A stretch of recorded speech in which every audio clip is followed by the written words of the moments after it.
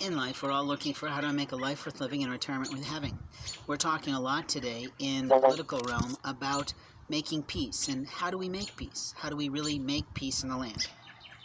Well, the first way that we make peace is we educate our children about where their rights begin and where their rights end in relation to not only other human beings but other aspects of living creatures. That's really important. We have to teach about death at a small age, and we have to at a young age rather, and we have to teach about the right to life of all creatures that the Lord has made and that are living in this land, that feed us literally, that help us to stay healthy in our souls and in our beings. We also have to talk to children about allergies and other aspects of life that many people face so that they don't play God and try to do something silly. I once had a student feed another student an entire tablespoon of wasabi.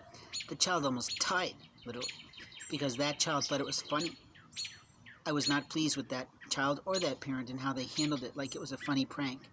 I recently saw an actress make a comment about someone licking an ice cream, and I thought how ill-willed that child is to think she had the right to do that, and how unfortunate that actress is that she thought it was just a silly prank.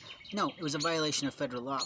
It was a violation of health code. It was a violation of sanitation, and every human being on this planet has the right to have safe food. That's what we're talking about.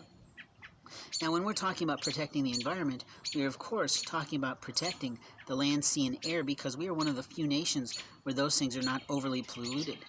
Look at China, for God's sakes. They have virtually no clean air. And it's filtering across into other nations, which is not fair to those neighboring places. We have to learn to love the land again, to love our seas, to love our trees, to love our birds and our bees, because those are the things that help us to produce the food that we eat. So environmental talks are important to us because they're related wholly to what we eat, how we clothe ourselves, how we keep ourselves warm with the wood on the trees. And openly, we have to go back to some older ways of heating our houses and electrifying our places. There's a lot of waste of electricity in towns. All these buildings and all these shops with electricity on, and yet we allow homeless in our communities to live in the streets and live in poverty.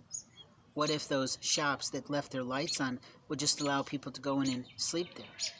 But we would then have to have a group of people who are homeless that know where their rights are and where their rights end, that they would not damage or harm something or steal something out of the privilege of being in out of the cold. You see, we've failed to teach people a lot of things about how to give back to others and how to serve in a way, but we've also failed to teach people how to thrive to a point that once they get hit so many times, they do sort of give up, and I get that concept. It's easy to think, well, what do I need to do if they're not going to allow me? The reality is there are monsters in this land who think they have rights to control, manipulate, and lie about other human beings' lives just because they don't like what they've heard or what they've seen, which wasn't their right to hear or see in the first place. You see, we have a lot of problem with gossip in the land. We have television shows that love to spew about actors and actresses and the famous musicians, etc. And yet it filters over into our concepts of Facebook and social media, which literally is controlling a lot of aspects of our life. We don't actually get the full feed of what we should from all the people that we're connected to, and all we're really doing is giving a database to those companies so that they can sell more advertising. You see, we have to really get back to having social clubs in our community where real people can get together for real talk and real fun, real times, real, authentic, memory-making moments in communities, in neighborhoods, in churches, in synagogues, in Zen centers, in Kabbalah centers, wherever we possibly can meet one another and make a life worth living and a retirement worth having. Thanks for listening.